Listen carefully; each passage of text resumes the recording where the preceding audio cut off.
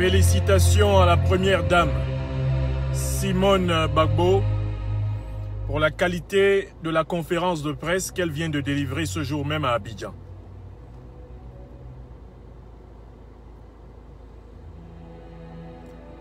C'est avec beaucoup de délectation que j'ai écouté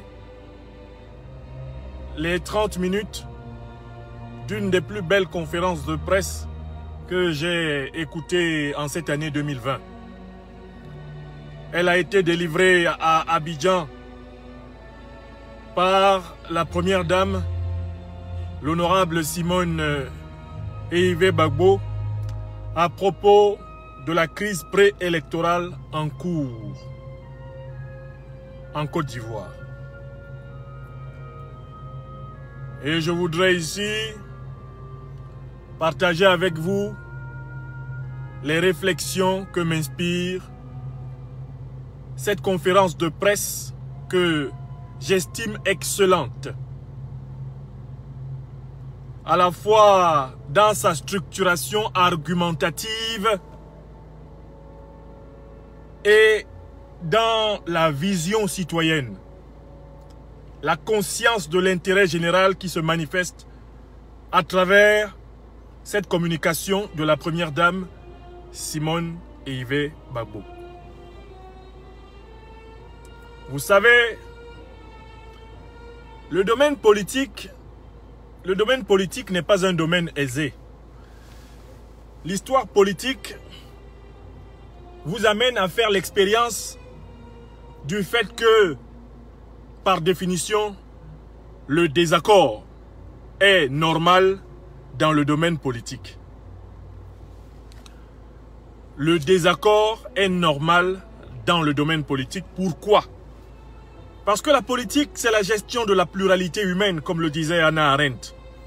Et par définition, quand on entre dans le champ de la polistikon, c'est-à-dire de la gestion des affaires de la cité, on ne peut pas être d'accord avec tout le monde. Et c'est la condition même de la politique, le désaccord, la pluralité des points de vue. Lorsque je salue la conférence de presse que vient de délivrer en ce jeudi 27 août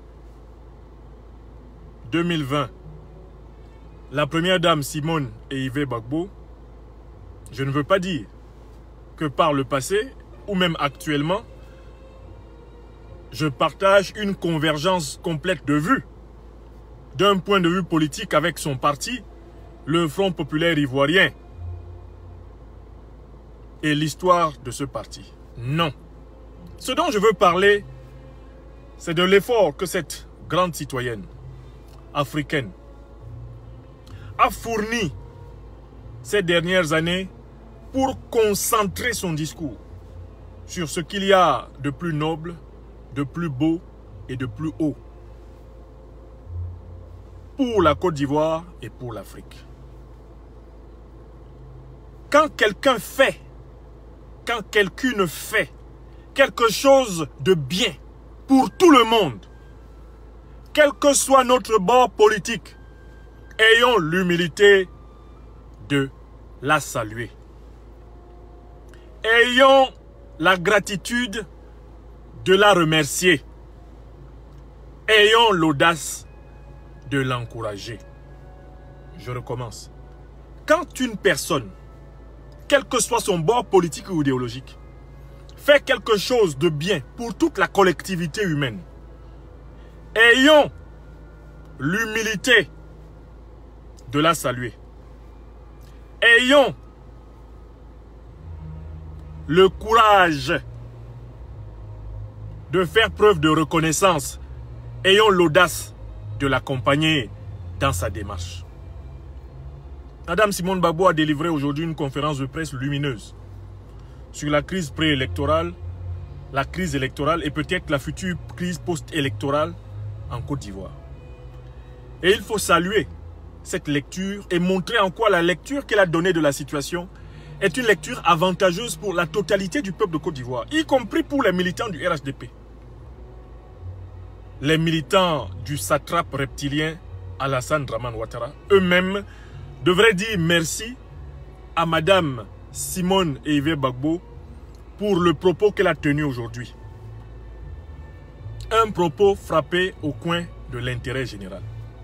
Alors, qu'est-ce que je retiens des 30 minutes du propos liminaire de Madame Gbagbo que j'ai écouté? Premièrement, Madame Gbagbo fait une analyse empirique de la situation. Je rappelle que le mot empirique vient du grec empiria qui veut dire expérience, qui renvoie aux faits. Madame Gbagbo commence par décrire les faits. Des faits qui sont incontestables, indubitables.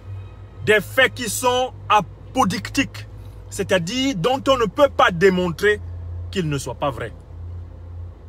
Des évidences absolument poignantes. Quels sont ces faits? Madame Gbagbo a présenté les preuves que la liste électorale de la République de Côte d'Ivoire est truquée. Madame Gbagbo a donné des exemples de faits, comme celui de la commune du plateau d'Abidjan, dont la liste électorale a été augmentée de pratiquement 40 000. Électeurs ovnis, comme je les appelle pour ma part, des objets volants non identifiés. Nous allons donc inventer une expression pour désigner ces électeurs fictifs inventés par M. Alassane Dramane Ouattara et le RHDP dans le cadre de leur fixé bouclé géré. On dit souvent objet volant non identifié. Pour OVNI, eh bien, nous allons donc créer EVNI. Électeur volant, pour ne pas dire voleur, non identifié. Madame Gbagbo a pris l'exemple de la commune du plateau, avec preuve. Et elle a donné des exemples qui sont en réalité ce qu'on appelle en anglais un sample. Un sample, c'est-à-dire un échantillon à partir duquel on peut projeter l'étendue immense de la fraude qu'Alassane Dramane Ouattara et son régime préparent à l'échelle nationale. Liste électorale truquée. Deuxième argument factuel, Madame Gbagbo a pointé la commission électorale confisquée par Alassane Dramane Ouattara et son parti. Et notamment, elle s'est focalisée sur l'actuel président de cette commission électorale, un certain monsieur Koulibaly Kuibière, qui a affiché sa partialité, qui a affiché sa volonté de tricher dans des émissions publiques que tous les Ivoiriens ont vues. En tout cas pour ceux qui s'intéressent à la question politique. Enfin, toujours dans le domaine factuel des constats, Madame Gbagbo a souligné la composition du Conseil constitutionnel, fait de magistrats accroupis, léchant les orteils du satrape reptilien Alassane Dramane Ouattara. Donc Madame Simone Gbagbo a démontré que depuis la liste électorale, en passant par la commission électorale jusqu'au Conseil constitutionnel, Alassane Dramane Ouattara ne conduit pas le peuple de Côte d'Ivoire vers une élection. Il conduit le peuple de Côte d'Ivoire vers une mascarade électorale, une fraude électorale, une autoproclamation. J'ai admiré la démonstration factuelle de Madame Simone Gbagbo. Elle a ajouté un quatrième fait incontestable. La constitution ivoirienne, et cela depuis 2000, interdit à qui que ce soit de bénéficier de plus de 2 mandats présidentiels successifs à la tête de l'État. C'était l'article 35 de 2000, c'est l'article 55 et l'article 183 de 2016. Monsieur Alassane Dramane Ouattara a décidé de violer ces articles. Et Madame Gbagbo est allée prendre des mots astucieusement. Et j'ai aimé cette astuce dans la bouche d'un ministre d'Alassane Dramane Ouattara, le docteur en droit, Cissé Ibrahim Bakongo. Elle est allée prendre des mots dans sa bouche. Cissé Ibrahim Bakongo avait bel et bien dit ceci. Si le président Ouattara devait revendiquer un 3e mandat présidentiel, ce serait le chaos. C-H-A-O-S. C'est-à-dire le désordre, la guerre civile, l'explosion de la Côte d'Ivoire. Cela fut dit par M. Ibrahim Cissé Bakongo, qui aujourd'hui rase les murs et essaye de s'adapter à l'ignominie d'Alassane Dramane Ouattara. Le docteur Ibrahim Cissé Bakongo, qui est responsable de la délivrance d'un certificat de nationalité le dimanche à un certain Alassane Dramane Ouattara par un juge corrompu, Epiphane Zoro Bibalo.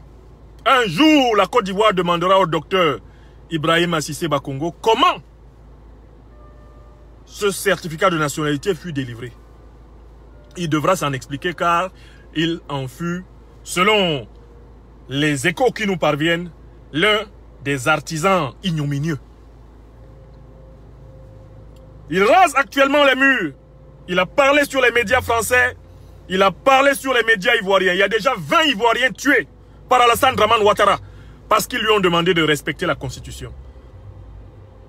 Le docteur Cissé Bakongo qui a dit devant les Ivoiriens, qui a dit devant les étrangers que la Constitution n'autorisait pas, ne permettait pas au président Alassane Ouattara d'envisager un troisième mandat, rase les murs pendant qu'Alassane Ouattara tue les Ivoiriens. C'est ce qu'on appelle les criminels en col blanc. Il ne tue pas quelqu'un, mais son rôle nocif favorise le massacre des gens. Madame Simone Babou a bien fait d'aller prendre les mots dans la bouche. Aller, pour ainsi dire, manger le piment dans la bouche du docteur Ibrahim Cissé Bakongo. C'est lui qui avait dit que si Alassane Dramane Ouattara devait être candidat pour un troisième mandat, ce serait le chaos. Et le docteur Cissé Bakongo avait insisté sur l'article 183 de la Constitution, en disant que cet article disait que tout élément de la législation précédente, qui n'a pas été modifié dans la législation actuelle, est réputé valable stricto sensu, au même sens. Donc la première partie de la démonstration de Madame Simone Eyivo Gbagbo prouve que cette femme-là est demeurée une universitaire de qualité. Parce que ça là, c'est une démonstration d'universitaire. C'est-à-dire que c'est la démonstration d'une femme qui est... Elle n'est pas allée vers l'école. Elle est entrée à l'école. Elle a compris l'école. Et elle en est ressortie avec une capacité d'articuler logiquement des idées. Personne ne peut démontrer le contraire de ce que Madame Simone Eyivo Gbagbo a établi dans la première partie de sa démonstration. La partie empirique, c'est-à-dire les faits. Alassane Ouattara, le violeur de la Constitution de la République de Côte d'Ivoire. Dans la deuxième partie de sa démonstration, lumineuse, Madame Simone Eyivo Gbagbo s'intéresse aux conséquences de la violation de la Constitution par M. Alassane Dramane Ouattara. Les conséquences. Au rang des conséquences, elle souligne qu'il y a déjà plus de 23 Ivoiriens assassinés. 23 Ivoiriens sont morts parce qu'ils ont juste dit à Alassane Ouattara, Monsieur Ouattara, respectez les articles 55 et 183. Ouattara les a tués. Et lors de son investiture, le 22 août passé, il n'a même pas eu un mot de compassion pour ses victimes. Deuxième conséquence, Madame Simone Eyivo Gbagbo, en véritable femme de gauche, formée à la bonne école de la démonstration de masse, s'est mise à citer toutes les localités qui se sont mobilisées entre-temps contre le troisième mandat de Ouattara. Et elle a dessiné une carte qui va de Korogo, dans l'extrême nord de la Côte d'Ivoire, jusqu'à Divo, jusqu'à Aboisseau, jusqu'à en passant par le centre de la Côte d'Ivoire, l'Est et l'Ouest. Madame Gbagbo a tracé tout le carré ivoirien. Si vous regardez bien la liste des villes qu'elle a citées, vous allez voir que elle a essentiellement cité les villes qui permettaient de montrer que la Côte d'Ivoire, non pas seulement celle du Sud ou seulement celle du Nord, rejette Alassane Dramane Ouattara. Elle a cité des localités, commençant par tout en haut. Elle est allée à l'Est, elle est allée à l'Ouest, elle est passée au centre et des localités où incontestablement les Ivoiriens se sont levés sans que qui que ce soit leur en ait donné instruction. Car tout a commencé par la colère spontanée des Ivoiriens. Du nord au sud, de l'Est à l'Ouest en passant par le centre. Si les Ivoiriens n'étaient pas en colère au nord, est-ce qu'on aurait emprisonné il y a 2 jours toute la direction de GPS qui a manifesté à Korogo, la ville soi-disant réservée aux fantômes du Premier ministre Amadou Gon. Même là-bas, les Ivoiriens ont manifesté contre le 3e mandat. Donc Simone Gbagbo a démontré que la conséquence du viol constitutionnel engagé par Alassane Ouattara, c'est que le peuple de Côte d'Ivoire est en train de se rassembler contre son ennemi commun, contre le plus grand diviseur commun des Ivoiriens, le PGDC de la Côte d'Ivoire, Alassane Dramane Ouattara.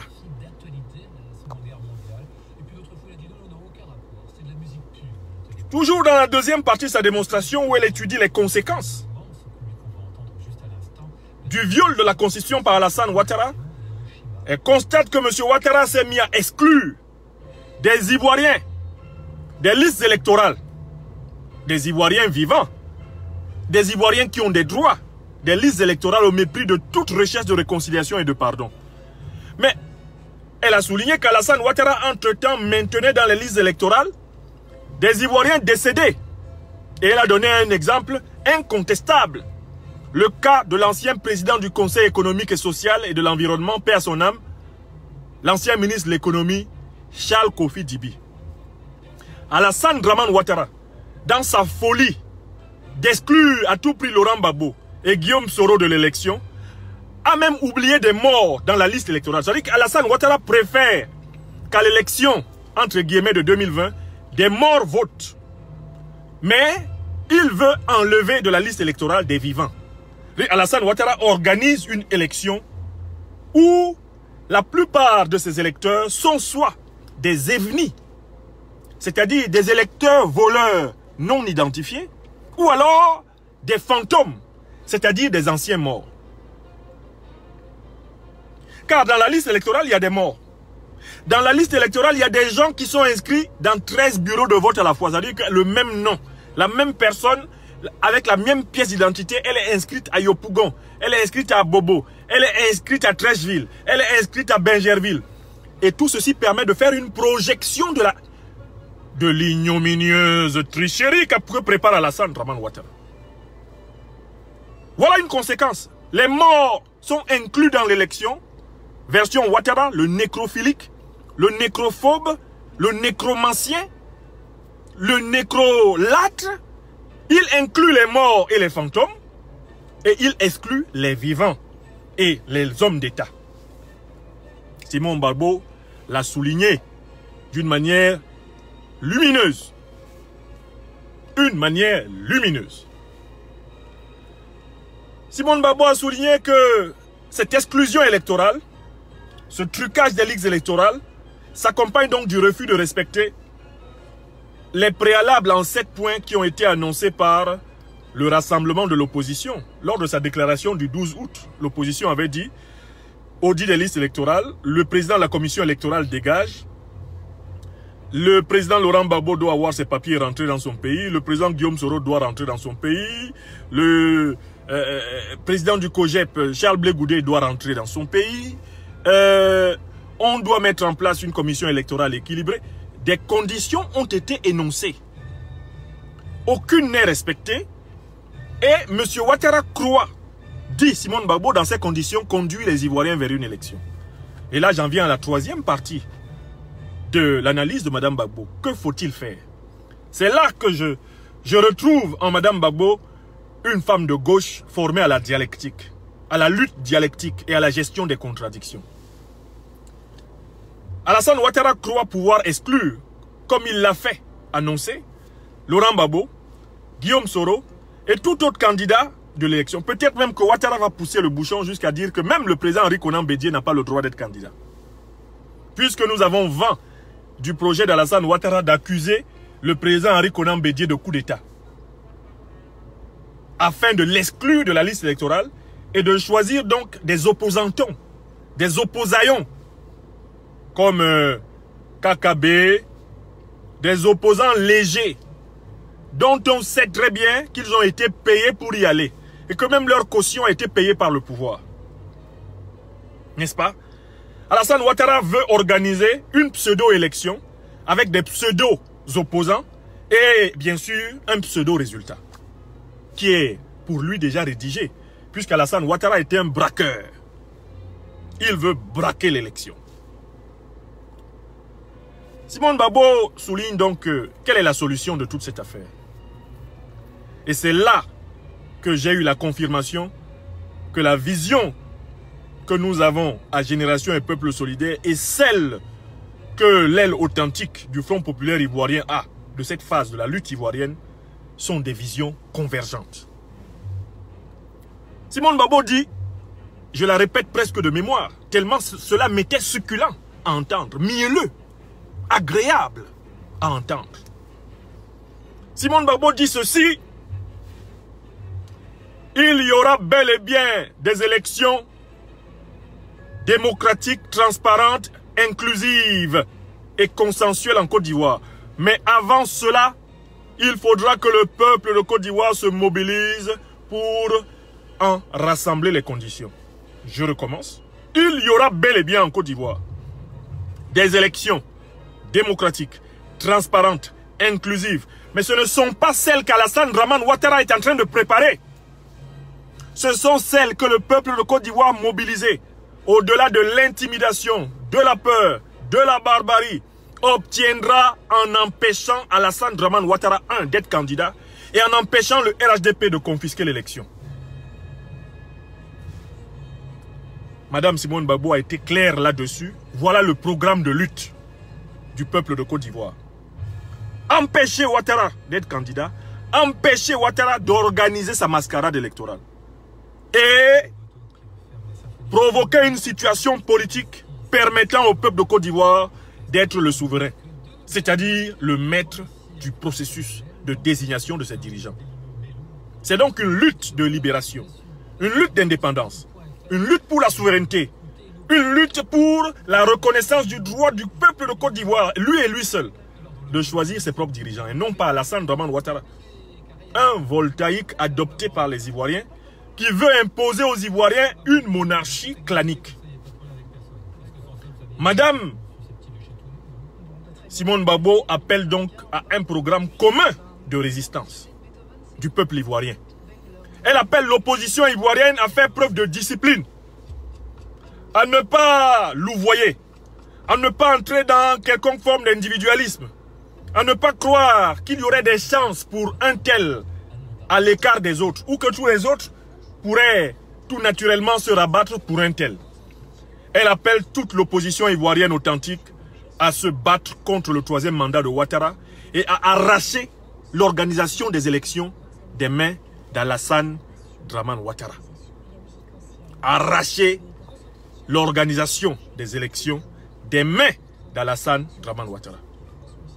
Oui, pour qu'il y ait une véritable élection présidentielle en Côte d'Ivoire, il faut qu'Alassane Dramane Ouattara ne soit pas candidat. Il faut que le RHDP ne confisque pas les listes électorales. Le RHDP ne confisque pas la commission électorale indépendante. Le RHDP ne confisque pas le Conseil constitutionnel. Que le RHDP ne confisque pas exclusivement l'organisation de l'élection. Tant que cette condition n'est pas remplie, il ne doit pas y avoir d'élection ou de soi-disant élection en Côte d'Ivoire. Madame Babo a vu dedans. Madame Simone Yves Babo a vu dedans. Et cette position correspond parfaitement à l'analyse que Génération et Peuple Solidaire a toujours donnée de la situation. Et au combat de Génération et Peuple Solidaire. Maintenant, je conclus. Et je salue Madame Simone Yves Babo, l'honorable Simone Yves Babo, c'est une ancienne députée de la République de Côte d'Ivoire, donc elle conserve ce titre honorifique. Je salue la première dame, Simone Yves Babo. Elle conserve aussi ce titre honorifique parce qu'elle a été épouse de président de la République. Madame Simone Yves Babo a parlé aujourd'hui pour toute la Côte d'Ivoire. Ce qu'elle a dit pendant 30 minutes, c'était la maths négro-égyptienne immémoriale. La vérité justice. Elle a parlé pour les Ivoiriens du RHDP qui sont agenouillés devant le veau d'or Alassane Dramane Satrape Pandore Ouattara. Elle a parlé pour tout le FPI, y compris pour M. Pascal Affinguessan, qui joue les feux follets, les navigateurs, qui joue les opportunistes. Un coup, il entre au palais présidentiel, un coup, il entre dans l'opposition, et à chaque fois, il en ressort un peu plus lourd qu'il n'y est entré. Elle s'est adressée aux opposaillons aux opposantons, oppositionnants, comme je les appelle, quand j'analyse la situation politique camerounaise, aux petits ventriloques, ventripotents, ventrolâtres, ventrocultistes de l'opposition en Côte d'Ivoire qui se contentent d'aller manger l'argent de leur propre pays dans la main de Ouattara en le mendiant. Manger l'argent de leur propre pays dans les mains de Ouattara en le mendiant. Ces opposants à la main creuse qui prétendent tendre la main, mais en réalité qui tendent la sébile pour que l'on leur jette des os relativement moelleux et onctueux et pour qu'ils puissent nourrir ce qu'ils appellent la tête de la panthère. Madame Gbagbo a adressé à toute la classe politique ivoirienne un avertissement sans frais pour dire attention, c'est de la Côte d'Ivoire qu'il s'agit. Il ne s'agit même plus simplement de Laurent Gbagbo et du FPI, de Guillaume Soro et de GPS, d'Henri Konan Bédié et du PDCI, d'Alassane Dramane Ouattara et de son RH de pied. Il ne s'agit même plus de tel ou tel parti. Voilà le pays qui a recommencé à brûler. Et il nous faut maintenant un sursaut national, un rassemblement autour de l'intérêt général de la Côte d'Ivoire. Il nous faut maintenant dépasser les rancœurs, dépasser l'esprit de vengeance. Madame Gbagbo a dit, je parle sans haine. J'ai mis mon cœur dans l'eau. Mon cœur est refroidi. Je parle sans peur. Je parle sans me laisser intimider par le représentant de Satan, le PGDC de la Côte d'Ivoire, le plus grand diviseur commun des Ivoiriens, Alassane Dramane Ouattara. Une femme s'est levée aujourd'hui à Abidjan, en ce 27 août. Elle s'appelle Simone Eyive Gbagbo. Et elle a dit à ses sœurs, elle a dit à ses frères, et elle a dit à l'Afrique, la Côte d'Ivoire n'est pas à genoux. La Côte d'Ivoire n'a pas fini d'apporter sa contribution à l'éveil de l'homme africain. Oui, je salue le courage de la vérité. Je salue la parésia. Je salue la vision. Et je salue la discipline logique de cette allocution de Madame Simone Eyive Gbagbo, en même temps que la sérénité spirituelle qui émanait de son discours. Cette femme a laissé son âme lors de cette allocution de ce 27 août. Elle a laissé son âme refléter la volonté de Dieu pour le peuple de Côte d'Ivoire.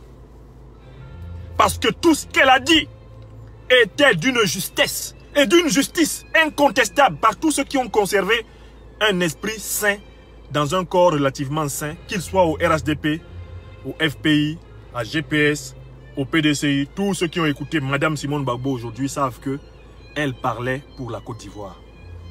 Elle parlait pour le peuple. Elle parlait pour ceux qui n'ont personne et qui vont se retrouver par Alassane Ouattara jeté à nouveau dans un tourbillon uniquement parce que cet homme a besoin de sang pour s'imposer. Cet homme a constamment besoin de sacrifices humains. Après avoir consacré sa résidence de la Riviera à faire des sacrifices bovins, ovins et caprins, il veut maintenant commencer les grands sacrifices humains. Car, croit-il, les entités ténébreuses qu'il sert lui auraient donné le blanc-seing pour tuer encore les Ivoiriens. No, no and no. Madame Simone Gbagbo has given today a wonderful speech for the Ivorian people in Abidjan. I want to salute this wonderful political woman who is giving now the best of herself. There will be democratic elections in Ivory Coast, but before those elections, we have a struggle against Alassane Dramane Ouattara and his dictatorship. We need to win, firstly, that struggle, and then to organize true, fair, democratic, transparent, inclusive elections in Ivory Coast. C'est ça qu'on appelle donc une femme politique. C'est ce qu'on appelle une femme politique dans une Côte d'Ivoire où les intellectuels se sont tus. On n'entend plus personne au RHDP. On n'entend plus personne dans de nombreuses familles politiques. La Côte d'Ivoire, on entend voler des mouches. Beaucoup se sont accroupis au pied du satrape et attendent des nominations, alors que le satrape est une étoile éteinte dont la lumière que vous voyez a disparu en sa source depuis plusieurs années maintenant. Les quelques semaines qu'Alassane Dramane Ouattara a encore au pouvoir devraient servir à ceux qui ont cru en lui pour décroire, se détromper, se désalassaniser, se dézombifier, se désataniser et penser à l'intérêt général du peuple de Côte d'Ivoire. Génération et peuple solidaire et son leader, le président Guillaume Kibafori Soro, ont toujours dit: il y aura élection présidentielle en Côte d'Ivoire. Il y aura élection présidentielle en Côte d'Ivoire quand le peuple de Côte d'Ivoire se donnera les moyens d'empêcher que qui que ce soit confisque cette élection pour son clan ou pour sa personne. Nous pensons donc, comme Madame Simone Babo le dit aujourd'hui, et nous le pensons depuis et nous le disons depuis, consultez nos déclarations, qu'il va falloir se mobiliser pour empêcher le vol, le pillage, la fraude électorale, empêcher le troisième mandat anticonstitutionnel de Ouattara, si nous voulons avoir en Côte d'Ivoire une vraie élection présidentielle. Oui, on ne peut pas faire d'omelette sans casser les œufs. On ne peut pas faire d'élection démocratique en Côte d'Ivoire sans débarrasser la Côte d'Ivoire d'Alassane Dramane Ouattara. Je recommence. On ne peut pas faire d'omelette sans casser les œufs.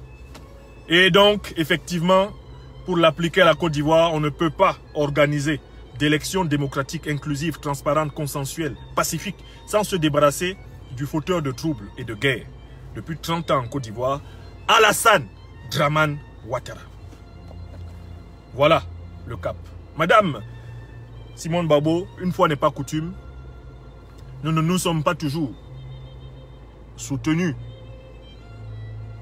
ces dernières années. Nous n'avons pas constamment eu le même point de vue.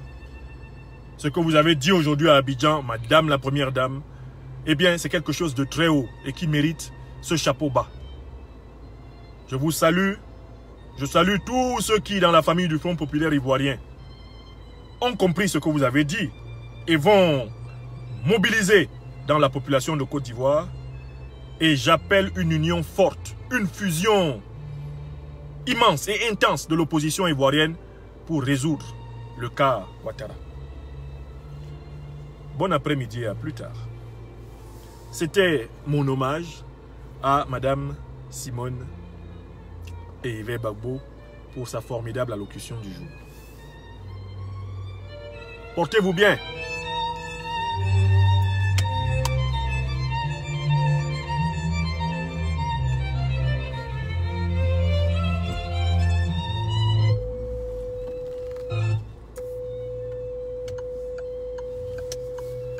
Voilà, merci.